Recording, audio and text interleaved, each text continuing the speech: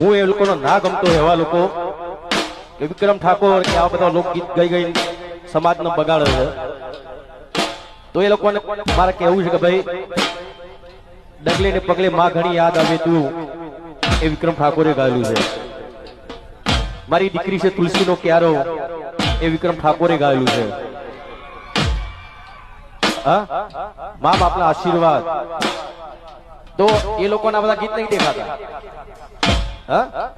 બીજી એક વસ્તુ કે અમે કલાકાર છીએ, અમારે શું હોય, અમારા ચાહકોને જે ગમતું હોય પીરસવાનું હોય, પ્રસંગ પ્રમાણે તો અમે ગાતા જ હોઈએ. નહીં તો ભાઈ તમે કુમાર શાનુ નો બોલાવો કે ભાઈ બીજા કોઈ એવા કોઈ કલાકારને બોલાવો ગાય કલાકાર, તો શું એ કોઈ ભજન તો નહીં જ ગાય ને. એમના જે ગીતો છે, હિન્દી ગીતો છે, અથવા તો તમે વિચાર કરો